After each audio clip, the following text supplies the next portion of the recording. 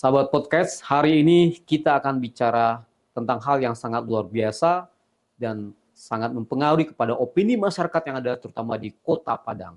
Hari ini kita kedatangan seorang narasumber yang luar biasa, seorang pakar gempa atau tepatnya pakar megatrust. Dan sudah bersama saya pada sore hari ini adalah Bapak Dr. Badrul Mustafa. Assalamualaikum, Pak. Waalaikumsalam. Masya Allah. Senang Pak jumpa Pak. Sehat Pak? Alhamdulillah. Oke. Baik. Dusana, isu tentang megatrust sudah menjadi pembicaraan yang sudah banyak di media massa maupun di media sosial. Dan ini sangat mempengaruhi opini-opini yang berkembang di masyarakat. Dan tidak hanya menjadi opini, tapi juga menjadi isu mempengaruhi pada psikologi masyarakat Kota Padang terutama. Juga mempengaruhi kepada pembangunan dan pemerataan pembangunan yang ada di Kota Padang. Kita pengen tahu lebih jelas dengan seorang pakar gempa yang dimiliki oleh orang awak Sumatera Barat tentang megatrust ini. Apa sebenarnya megatrust ini dan bagaimana kemungkinan terjadinya tsunami besar kalau betul-betul megatrust ini terjadi di Kota Padang. Baik, kita langsung saja dengan Bapak Pak Dokter kita, Pak Badrul Mustafa. Pak Dokter, ini masyarakat sudah setiap tahun hampir dapat informasi tentang isu tentang megatrust. Pertanyaan kita, apakah ini sekedar isu atau memang potensi megatrust itu memang ada dan kuat akan terjadi di Kota Padang terutama? Bagaimana Pak? Baik, terima kasih. Terlebih dahulu mungkin perlu dijelaskan tentang apa itu megatrust. Iya. Karena bisa jadi masyarakat, terutama masyarakat awam, belum paham tentang apa itu megatrust. Betul. Sering disebut, sering didengar, sering dibaca, tapi belum tentu paham tentang megatrust itu. Nah, jadi megatrust itu sebetulnya gabungan dari dua kata, trust dan mega. Trust dan mega. Dan mega. Trust itu adalah salah satu bentuk struktur dari batuan. Jadi batuan itu kan ada yang patah, ya kan? Ada yang dipatan, nah, ada bentuk dipatan, patahan, dan segala macam. Nah, patahan itu juga macam-macam. Ada patahan normal, ya, atau patahan turun.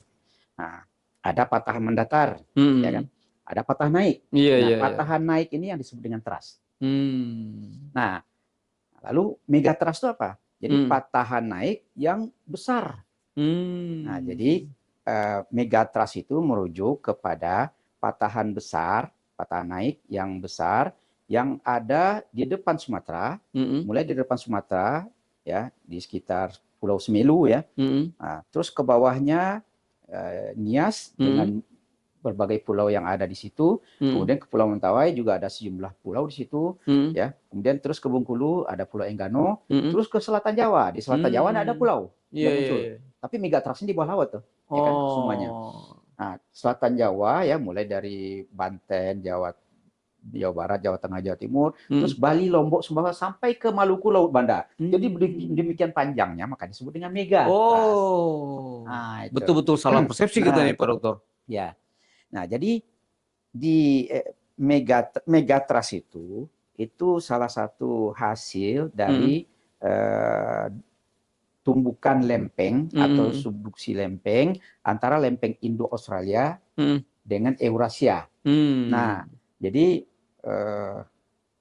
dibayangkan saja ya, bahwa Indonesia ini mulai dari barat, Sumatera sampai ke timur, itu adalah bagian dari Eurasia. Jadi Eropa, Asia itu satu lempeng sesungguhnya. Lempeng.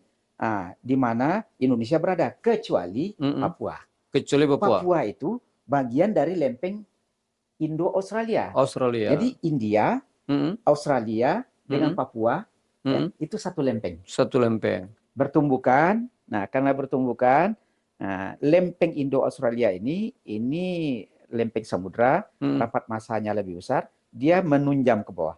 Ya kan? Nah, karena tekanan itu, ya antara lain muncullah patahan-patahan tadi tuh. Trust tadi yang panjang, mulai dari Sumatera sampai ke Maluku, Laut Banda. Ya kan? Nah, di situ salah satu dampak dari megatrust itu adalah ada potensi gempa-gempa kuat, ya kan? Nah, potensi gempa kuat, ya tentu ada gempa kecilnya juga. Bahkan gempa kecil lebih banyak kan. Yang paling ditakutkan tentunya adalah gempa kuat dan dangkal. Ya, jadi di daerah megatrust ya, gempanya itu dangkal. Yang berbahaya itu adalah gempa selain dangkal, kekuatannya besar. Ya kan? Nah, di antara gempa-gempa yang berpotensi di daerah megatrust ini, ya, di antaranya bisa menimbulkan tsunami. Nah, tapi tidak semua gempa di megatrust itu menimbulkan tsunami. Karena ada 4 kondisi atau bisa kita sebut juga sebagai syarat ya terjadinya tsunami. 4 kondisi ini harus hadir sekaligus. Kalau satu saja dari yang 4 ini tidak hadir, maka tidak akan terjadi tsunami. Iya, sebentar Pak. Jadi kita berjelas berarti megatrust itu bukan gempanya berarti kan? Bukan. Megatrust itu areal patahan batu yang ada di pinggiran Pulau Sumatera, di setelahnya Pulau Mentawai, ya kan, Nias segala macam, dan patahan itu sampai ke Australia, ya kan? Sampai ke Maluku Laut Banda. Sampai ke Laut Banda. Jadi bukan gempanya dalam pemahaman kita nih, megatrust ini gempa besar kan gitu kan? Dan patahan itu berpotensi terjadi gempa, gitu kan? Jadi megatrust itu potensi gempa di areal megatrust, gitu lah Pak ya. Oke, baik. Ini sudah ilmu nih Pak. Oke, baik. Ya Pak. Jadi karena berpotensi, ya kan, menimbulkan gempa, nah, tentu diantaranya ada gempa-gempa besar. Nah, gempa besar ini mengalami pengulangan. Gempa jadi besar. Ada periode ulangnya. Iya. Nah, fokus kita ya di Sumatera sajalah, di Sumatera ya kan. Nah, di Sumatera ini megatrust itu ada 5 segmen. Yang pertama segmen Simelu, Aceh. Simelu. Kemudian yang kedua segmen Nias. Nah, kemudian yang ketiga ya di Mentawai itu ada 2 segmen, segmen Siberut dan segmen Sipora Pagai.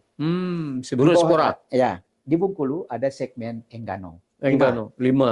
Sumatera ya, 5. Sumatera. Nah, itu. Nah, berarti yang di Aceh kemarin itu Simelu. Memang tsunami itu terjadi di megatrust berarti. Ya, megatrust ya. Oke, baik. Nah, itu. Nah, kalau kita lebih fokuskan lagi ke Sumatera Barat, tadi sudah disebutkan ada 2 segmen. Segmen Siberut dan segmen Sipora Pagai. Dari hasil penelitian data kegempaan yang ada, maka periode ulang kedua segmen yang di Mentawai ini adalah 200-an tahun sekali. 200-an tahun sekali. Nah, di segmen Siberut itu dulu terjadi tahun 1797 dengan kekuatan gempa sekitar 8,7. Dan ketika itu terjadi tsunami. Jadi ketika itu 4 syarat tadi itu, 4 kondisi itu 1797. Terjadi tsunami, ya kan?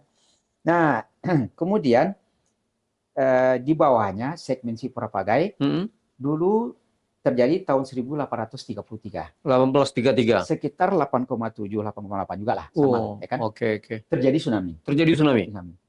Nah, jadi kan lebih duluan terjadi di Siberut, ya kan? 1797. Nah, lalu di bawahnya tahun 1833. Nah, dari hasil penyelidikan dan juga data yang ada, penyelidikan tumbuh dan matinya karang yang diteliti di daerah Mentawai, ya kan? Kan saya sebutkan tadi periode ulangnya itu 200 tahun, ya kan? Nah, harusnya Siberut ini lebih duluan terulang. 1997 harusnya. 1797. Nah, kalau kan angkanya tidak bisa pasti juga ya. 200 tahun plus minusnya banyak ya. Nah, harusnya sekitar tahun 1997 terjadi sudah terulang, ya kan? Nah, tapi belum terjadi. Justru terjadi yang di segmen di bawahnya. Segmen. Kan tadi 1833. Maka terjadi pengulangannya. Nah, pengulangannya itu lebih cepat. Yang pertama tanggal 12 September tahun 2007. Terjadi gempa besar 8,4. 8,4. ya Oke. kan? Tapi Heeh. tidak terjadi tsunami karena ada kondisi yang tidak hadir Iya, dari iya, yang iya, empat iya. tadi, ya kan? Heeh. Nah, nanti kita sebutkan apa saja yang empat itu. Nah, tapi tanggal 12 September tahun 2007 itu malamnya mau Ramadan pertama itu, mau tarawih pertama, Iya, iya, iya, iya. ya kan? Heeh. Besoknya hari Heeh. puasa pertama tanggal 13 September Hmm. jam 7 pagi kurang 5 Hmm. terjadi lagi, Iya, iya, iya. ya kan? Dengan kekuatan di bawah 8, ya Hmm. kan? Antara sekitar 7,9 lah, ya kan? Hmm. Sedikit di bawah 8. Hmm. Besar juga itu, Hmm. besar, Hmm. ya kan? Nah, dan itu dirasakan lebih keras di Padang Hmm. karena sumbernya lebih dekat Iya, iya, ke iya. Padang, Iya, iya, iya. ya kan? Nah, tanggal 13 September jam 7 kurang 5. Hmm. Jam 11 siangnya Hmm. pada hari itu juga Hmm. terjadi lagi Hmm. dengan kekuatan di bawah 8 juga. 2000?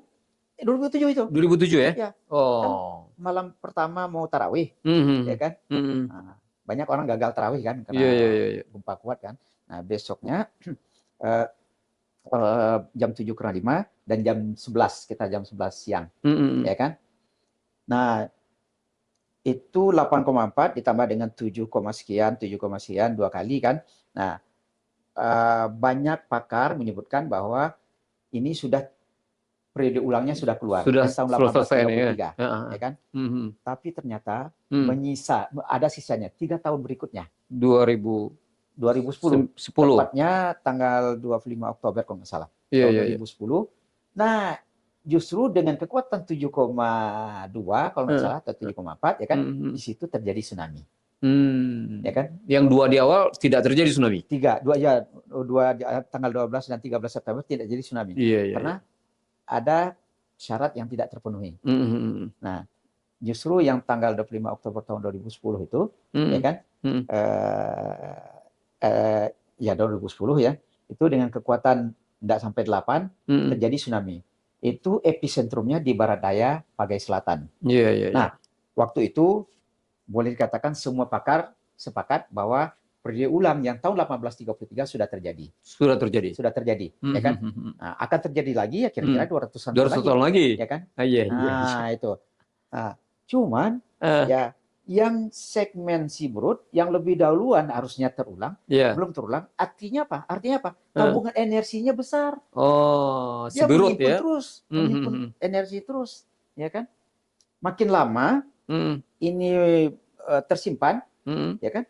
Maka energi yang keluar bisa besar. Itu kan secara keilmuannya ya. Iya, iya, iya. Keilmuan. Karena di dalam ilmu fisika, ya kan? Energi itu tidak bisa hilang. Jadi potensi justru ada di segmen Siberut. Segmen Siberut. Ya, yang tadi 1779 ya. Iya. Karena dari catatan gempa yang dirilis oleh BMKG, di situ terjadi istilahnya seismic gap. Ya, tidak banyak gempa terjadi di segmen ini, ya kan? Nah, karena tidak banyak, ya hati-hati. Potensinya ada, ya kan? Nah, satu lagi yang juga dirilis oleh BMKG yang juga belum keluar, yang sudah lama gempa besar tidak keluar, ya di Jawa Barat. Oh, Jawa Barat. Di megatrustnya Jawa Barat. Megatrust Jawa Barat. Makanya kalau BMKG menyampaikan itu kan bukan dalam rangka menakut-nakuti, tetapi ya ini tabungan energinya sudah banyak, kita harus waspada.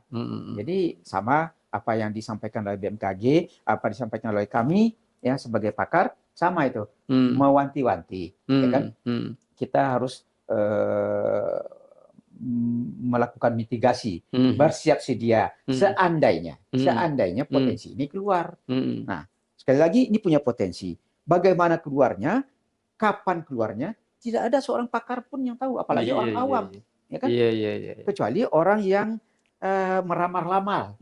Meramal-ramal, ya contohnya dulu siapa, ada yang Mama Loren lah namanya, ya kan pernah begitu ya. Nah, itu tidak benar, ya kan? Nah, sekali lagi kalau kita lihat ini sajalah, ya kan, bagaimana pengulangan dari segmen Sipora-Pagai terjadi, ya kan? Dari yang 8,7 tahun 1833, ya sekitar 8,7, ya kan? Ternyata dipecah gempa besarnya oleh Allah, ya kan? Menjadi 4 kali. Tidak sekali gempa ya? Tidak sekali gempa, ya kan? Jadi 12 energinya September. tersalur beberapa kali gitu kan? Itu 12 September, ya. Ini kalau gempa-gempa kecilnya tidak dihitung ya. Iya, Tidak iya, dihitung. iya. Nah, gempa besarnya 12 September yang orang mau tarawih, mau maghrib kan. 13 September 2 kali dan 25 Oktober 2010 sekali. Nah, ini yang menimbulkan tsunami. Ya kan? Bayangkan, kalau 3 ini tidak terjadi, menumpuk di sini, maka tsunami-nya besar. Tsunami-nya besar. Gempanya besar, tsunami-nya besar. Iya, Artinya akan terjadi seperti tahun 1833. Tsunami sampai ke Kota Padang. Iya, iya, iya. Ya kan? Iya. Nah, 1833 itu tsunami sampai Kota Padang. Berapa? 1757 yang Siberut juga sampai Kota Padang. Sampai Kota Padang. Ya kan?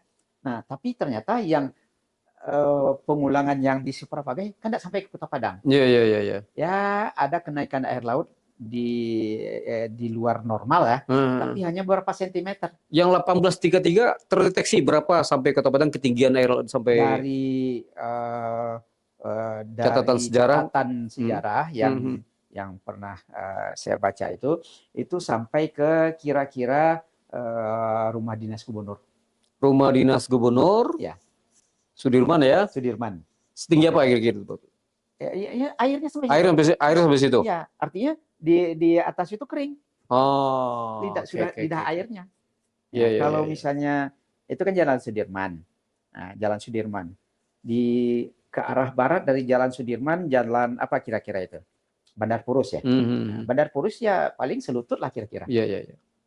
Berarti kalau terjadi tsunami misalnya, oke lah, ada potensi di segmen Siberut tadi Pak ya. Siberut. 1779. Kalau terjadi megatrust, 797, kemudian terjadi tsunami. Apa sih syarat tsunami terjadi? Gimana Pak? Ya.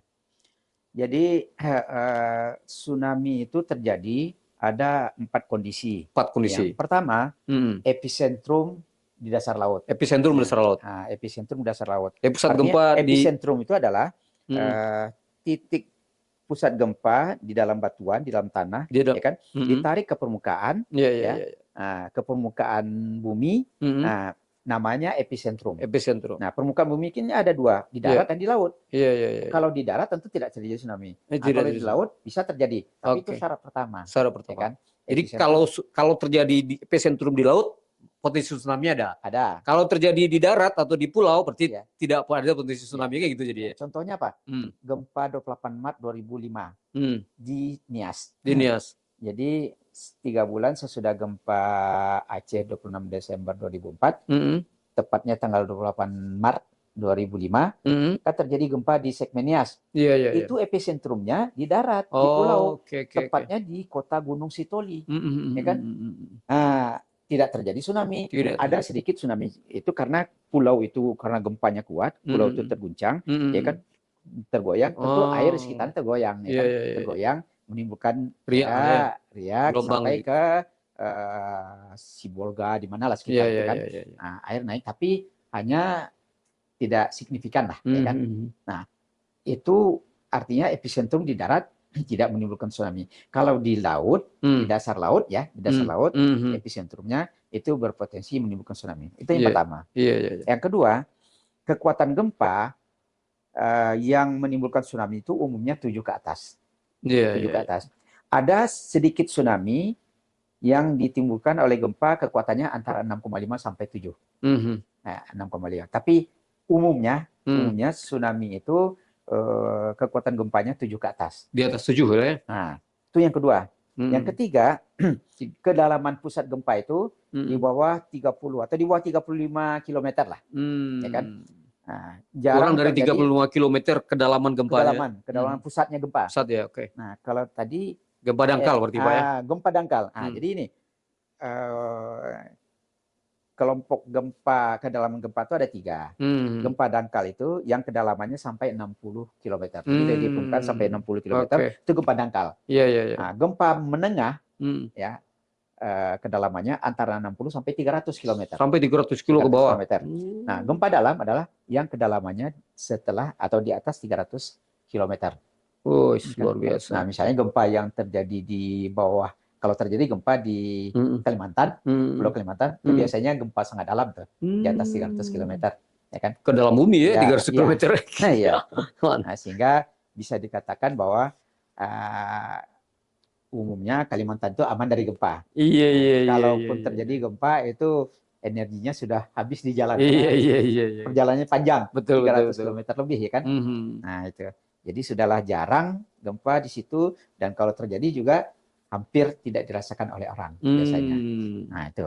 Nah, jadi tadi gempa dangkal itu adalah Gempa. 0 sampai 60. Oh, iya, Nah, sampai 60. tetapi yang menimbulkan tsunami itu biasanya di bawah 35, artinya sangat dangkal. Iya, sangat dangkal. 60 saja sudah dangkal tuh. Iya, betul, betul. 59, 58 kilometer itu Iya. dangkal tuh. Nah, Mhm. kalau 30, Iya, iya, apalagi iya. 10 kilometer, Iya, itu iya, sangat iya. dangkal. Iya, iya, Bukan iya. dangkal lagi kan. Iya, iya, iya. Nah, tuh. Yang keempat, Hmm. itu terjadi ya dislokasi batuan secara vertikal. Nah, itu yang disebut dengan di daerah megatrust. Ya kan? Megatrust. Karena di daerah megatrust, kalau terjadi gempa, maka dislokasi atau pergerakan batuan itu secara vertikal, ya kan?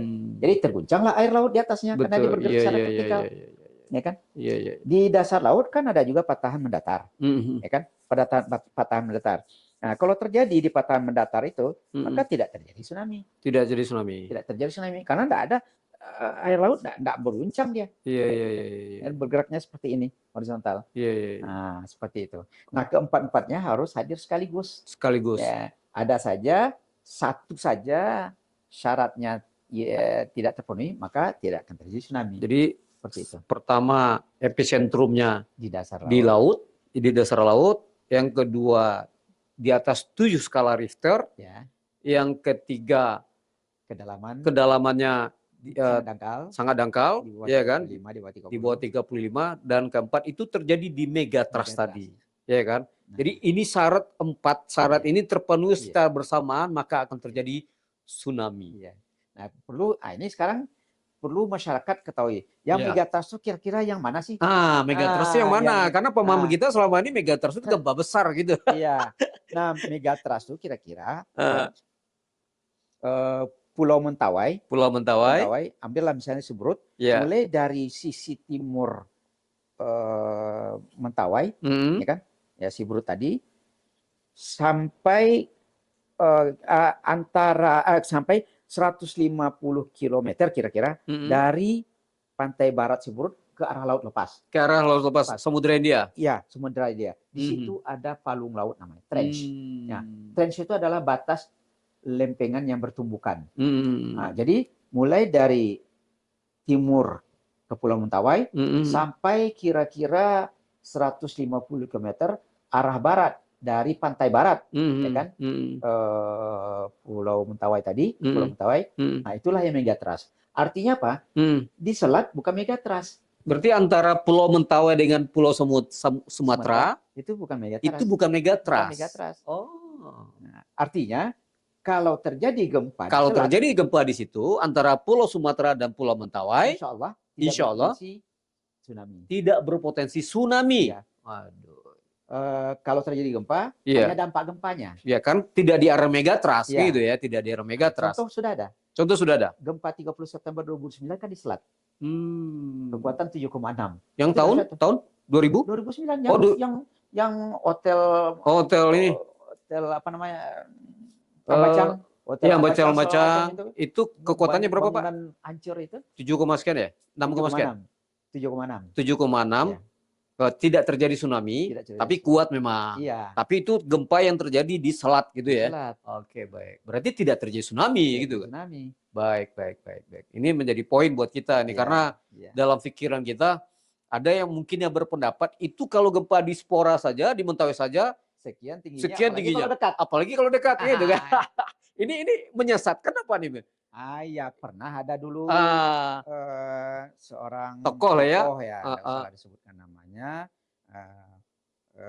Dia mungkin ya dengan pikiran sesuai dengan ya ilmunya yang terbatas dalam bidang kebumian, karena dia bukan bidang itu kan. Nah, ya seperti itu mungkin logikanya. Kalau terjadi gempa di Mentawai, ya kan, artinya di balik Mentawai itu, ya. Nah, terjadi tsunami misalnya katakanlah 6 meter di Kota Padang. Nah, kalau di Selat itu bisa 30 meter. Nah, pernah disebutkan seperti itu. Sehingga barangkali banyak kemudian orang meninggalkan tempat-tempat di daerah pantai seperti daerah Purus, Ulak Karang, Wisma Warta segala macam gitu ya. Lalu pindah ke timur, ya kan? Nah, barangkali akibat dari itu. Dan orang ini juga mengatakan, ya kan, bahwa ya diwacanakan Kota Padang itu dikosongkan sampai pernah disebut 300 meter dari bibir pantai atau 500 meter. Nah, itu kan artinya ketika dia berkata itu kan orang cemas jadinya. Betul. Ini mah berbahaya ini. Sehingga rumah-rumah kosong, ya kan? Betul. Nah, padahal itu tidak benar. Itu tidak benar kan? Nah,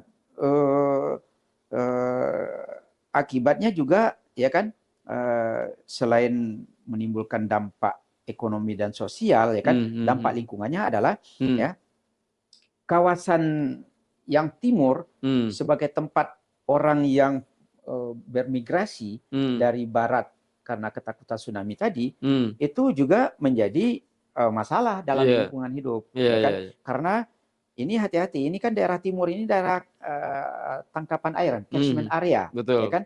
Nah, kalau tidak hati-hati, kalau persentase kawasan terhuni melebihi, ya, melebihi yang seharusnya, maka bisa nanti berdampak banjir, karena air yang selama ini, air hujan yang turun, sebagiannya masuk ke dalam tanah melalui proses infiltrasi dan perkolasi menjadi aliran-aliran air subsurface runoff, menjadi air larian surface runoff, ya kan?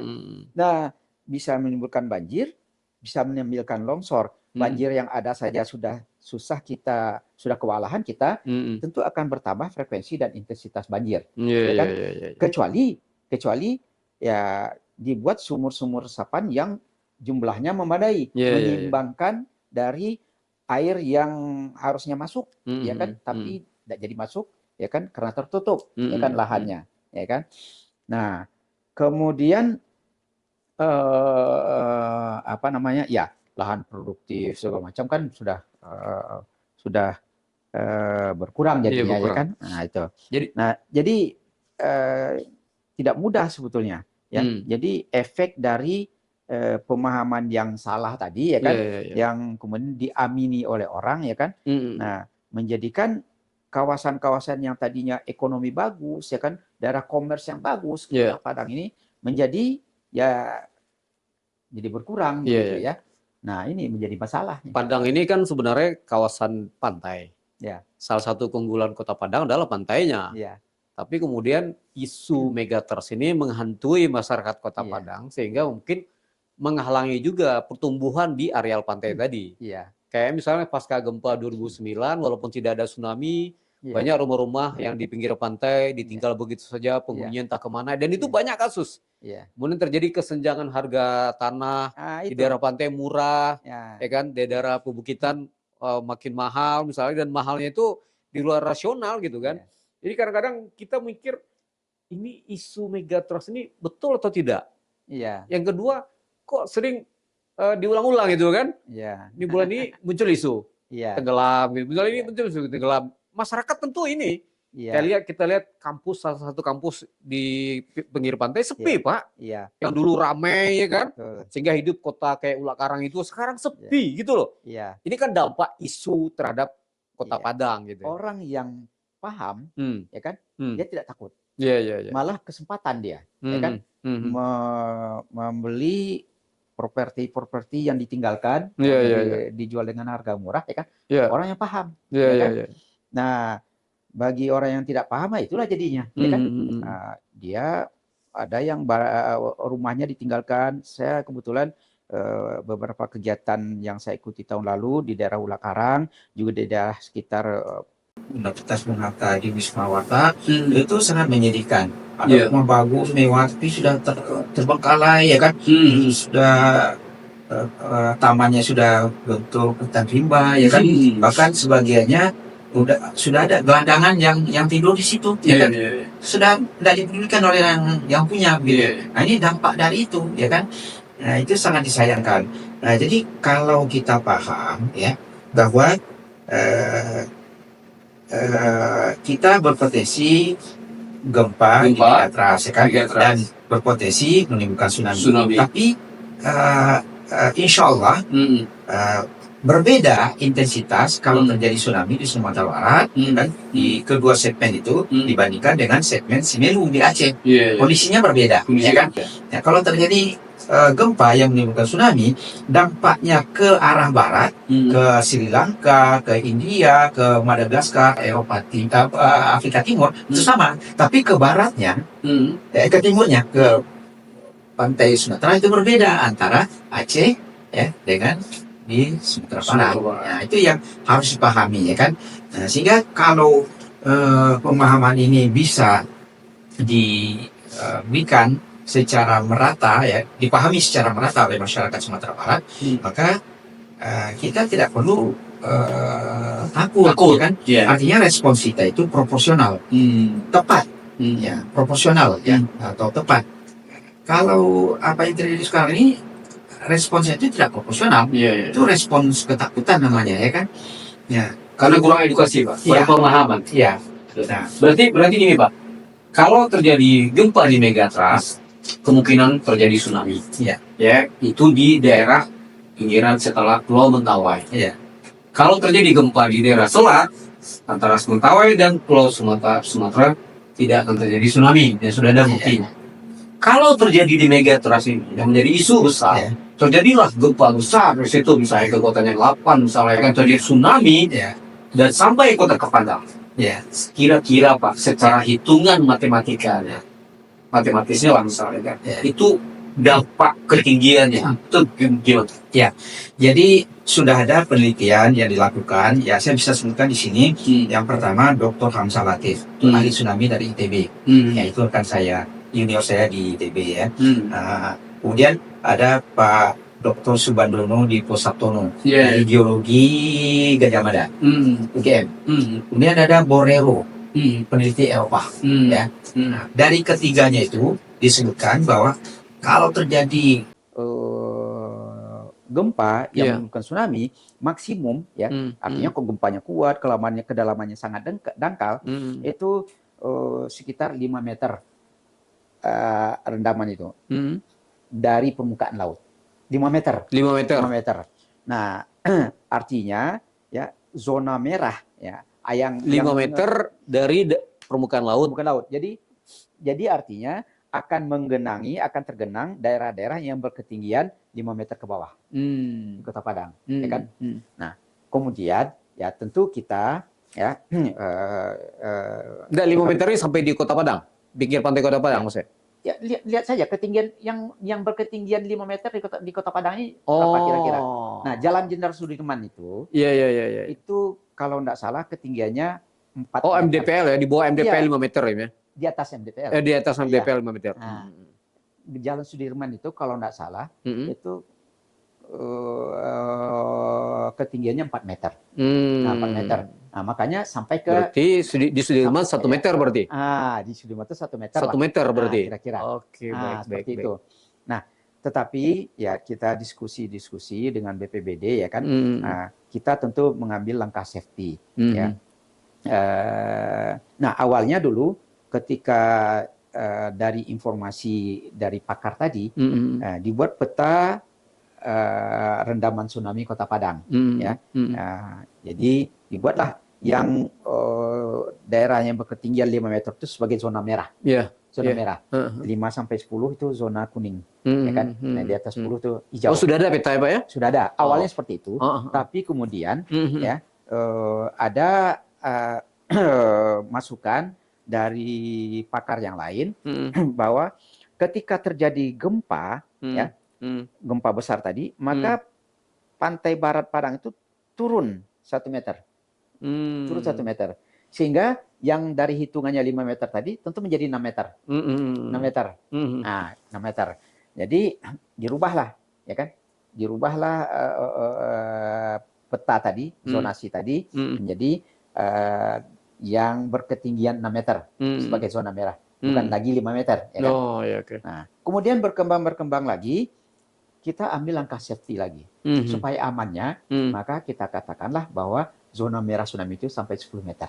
Ya kan? Oh, untuk lebih aman safety-nya. Lebih aman, Iya, ya iya, kan? iya, betul, betul. Sehingga ya kalau kita lihat ya kan ada petunjuk plang zona aman, diperkirakan aman dari tsunami yang dipasang di beberapa tempat, antara lain di dekat pom bensin ala Ampang, dekat pom bensin Sawahan, lalu juga ada di sekitar rumah sakit tentara, ya kan, kemudian ada di Steba, itu kan. Nah, itu untuk langkah safety-nya, ya kan. Nah, artinya misalnya ketika kita sudah sampaikan kepada masyarakat bahwa zona merah itu 10, maka masyarakat tentu akan menyelamatkan diri kalau terjadi tsunami, mencari daerah yang ketinggiannya di atas 10. Di atas 10, nah, ya. Misalnya, apakah dia evakuasi secara vertikal, tetap di tempat, di zona merah, tapi di gedung yang berlantai 2 atau 3, yang ada ketinggiannya di atas 10, ya kan? Iya. Lalu dia evakuasi situ, lalu terjadi tsunami hanya 1 meter, ya aman lah dia kan. Iya. Itu tujuannya. Atau jadi 6 meter, dia sudah 10 meter atau 11 meter, ya kan. Nah, ya, berarti masyarakat pinggir pantai tidak perlu pindah sebenarnya kan? Oh, jadi ini. Untuk pengelolaan aman tsunami ini ya? Iya. Tapi kalau kita edukasi masyarakat itu supaya lebih amannya, ya kan? Kita sosialisasikan pada masyarakat bahwa zona merah itu 10 meter, ya kan. Nah, jadi tentu perlu evakuasi. Iya, betul. Nah, evakuasi itu ada 2, ya. Evakuasi horizontal, yaitu menjauhi pantai. Menjauhi pantai di barat, ya kita pergi ke timur. Nah, ke timur kan naik itu, ketinggian kan. Nah, itu evakuasi horizontal namanya. Lalu yang kedua evakuasi vertikal. Kita tidak lari, tapi kita cari bangunan yang tentunya sesudah gempa besar itu tetap utuh, ya kan? Yang punya ketinggian ya berlantai 2 atau 3 begitu yang punya ketinggian ya minimal 8 meter lah atau 10 meter tadi, ya kan? Nah, lalu mengenai waktunya bagaimana? Nah, karena pusat gempa yang berpotensi menimbulkan tsunami itu adalah di sebelah barat dari Pulau Mentawai, maka dia butuh waktu untuk mencapai Kota Padang. Ya, itu dari hitungan kita itu kira-kira. Berarti dia melintasi Pulau Mentawai itu ya? Ya, jadi bukan lewat pulau, ya, bukan selat-selat. Oh, di selat ya kan? Iya. Kan ditahan juga sama Mentawai berarti. Iya, makanya beda antara kondisi kalau terjadi tsunami di Sumatera Barat dengan di Aceh, di situ bedanya. Iya. Yang nahan tidak ada nih. Iya, karena kalau di Aceh itu, ya kan? Di Simelu di utaranya itu enggak ada yang menghalangi. Iya, betul. Nah, jadi berbeda dampaknya, ya kan? Kekuatan air itu beda juga. Jadi kecepatannya sampai di Padang tuh beda jadi, ya kan? Ya, beda. Nah, beda. Ya. Makanya ketinggiannya beda, ya kan? Dan waktu sampainya juga sedikit berbeda, ya kan? Nah, ada yang menyebutkan kalau terjadi tsunami sampai ke Kota Padang 25 menit sesudah gempa besar. Ya kan? Jadi artinya untuk Kota Padang ini golden time kita itu 25 menit. 25 menit. Ya. Tapi kemudian kalau kita ukur dari peringatan atau early warning dari pemerintah melalui sirine segala macam. Nah, untuk mengetahui bahwa gempa ini berpotensi tsunami atau tidak, itu butuh waktu antara 3 sampai 5 menit. Karena kan diolah dulu oleh BMKG. Ya, ini pusatnya di mana segala macam, ya kan. Nggak bisa seketika misalnya gempa terjadi, ini terjadi tsunami atau tidak. Nggak bisa. Butuh waktu 3 atau 5 menit. Jadi kalau kita menunggu pemberitahuan dari pemerintah, maka golden time yang 25 menit tadi dikurangilah 3 menit atau 5 menit, ya kan? Nah, atau ada juga yang menyebutkan penelitian 20 menit sesudah gempa besar tuh. Kurangilah 3 atau 5 menit, ya kan? Nah, jadi setidak-tidaknya kita punya waktu 17 menit, ya. 17 atau 20 menit, ya, untuk evakuasi. Untuk Kota Padang ini. Ya, bukan hanya Kota Padang, mulai dari Pasaman Barat sampai ke pesisir selatan. Ya, hampir sama lah kira-kira, kan? Beda dengan Mentawai sendiri. Mentawai itu paling banyak 10 menit cuman. Iya. Bahkan bisa 4 menit. Mhm. Karena jaraknya lebih dekat. Iya. Ya kan? Nah, ini khusus untuk yang pantai barat Sumatera Barat, mulai dari Pasaman Barat, kemudian Agam kan, ada Tiku kan. Nah, kemudian Padang Pariaman, Kota Padang, dan pesisir selatan, itu seperti itu.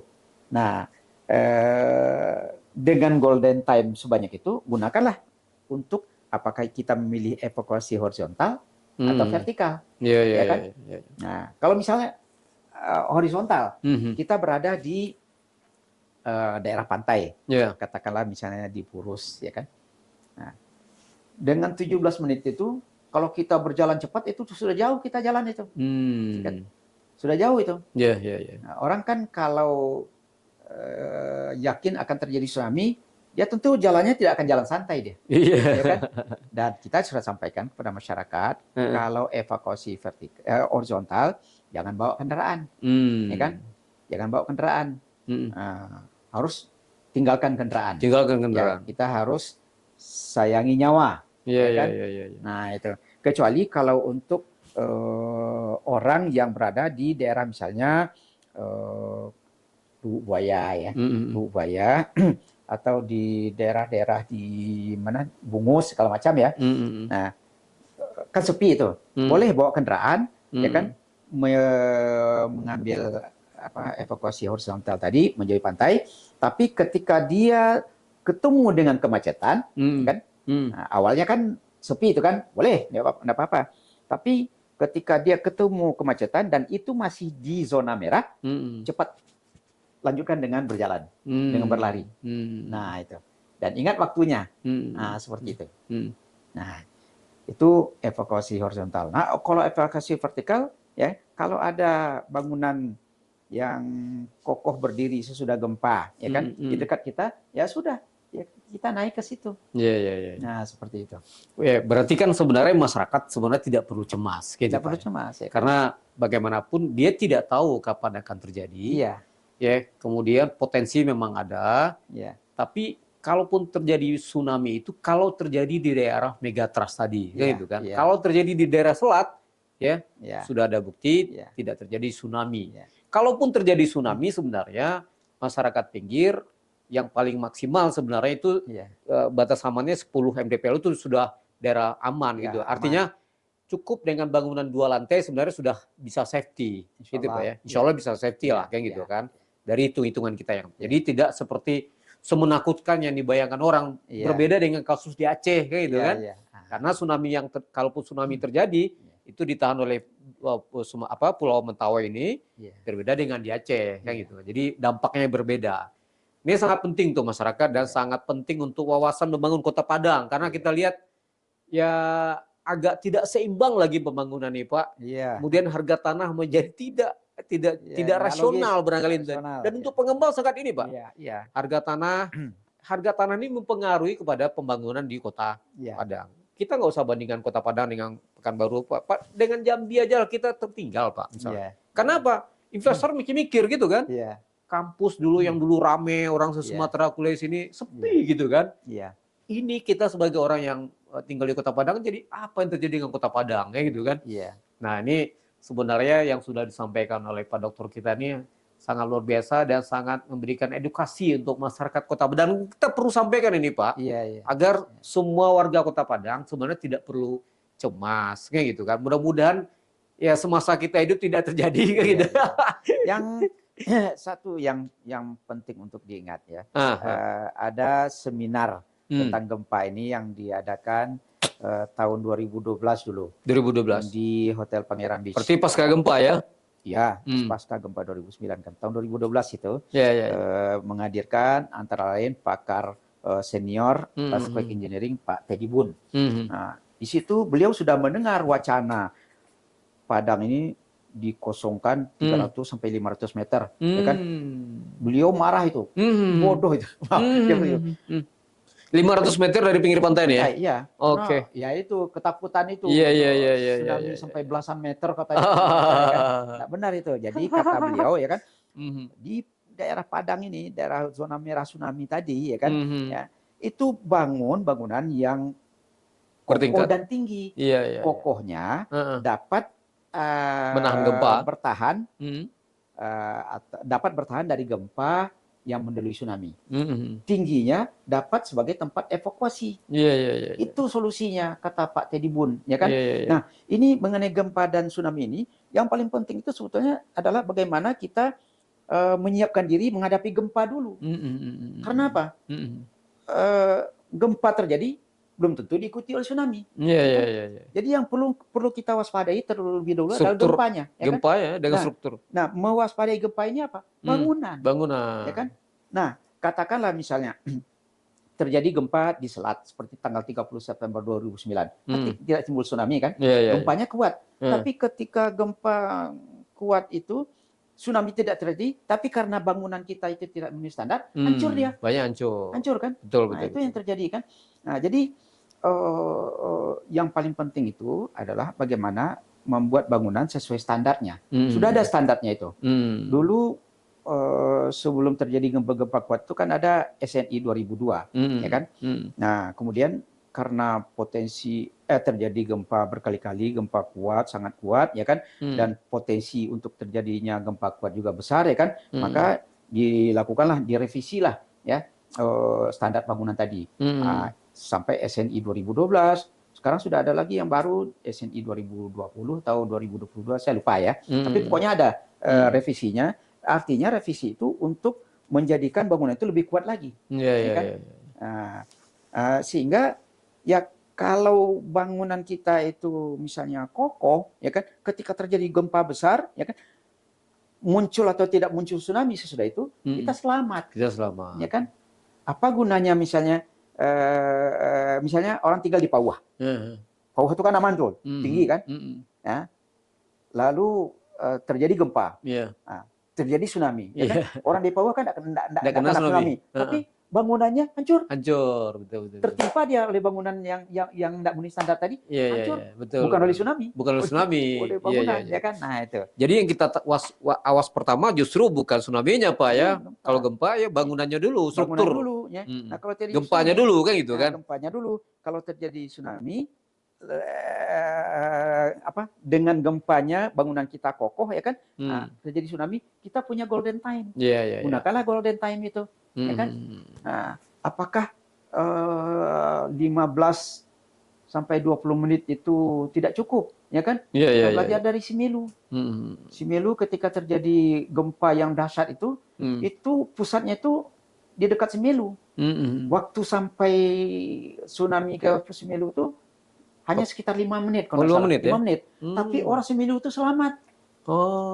Karena mereka sudah punya kearifan lokal. Ya kan?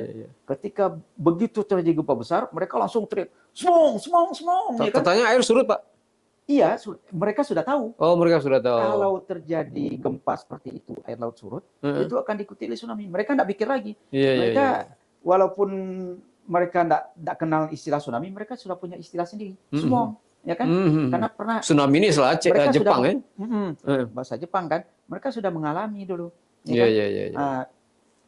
Periode sebelumnya banyak korban. Nah, korban yang selamat ini kemudian menjadikan kearifan lokal. Mereka ceritakan ke anak cucu mereka. Kan?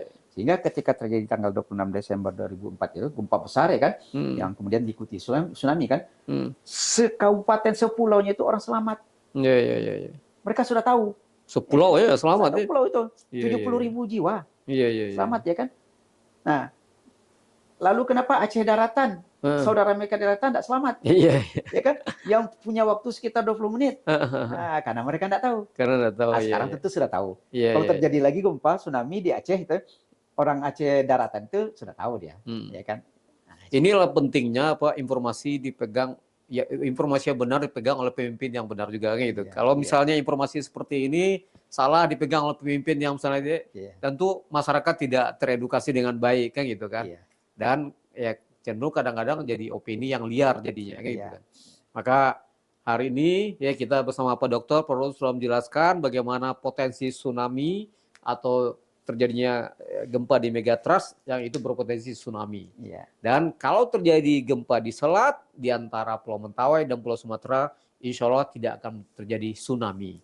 Ya, maka buat masyarakat Kota Padang nih Pak, ini ilmu yang sangat berharga nih.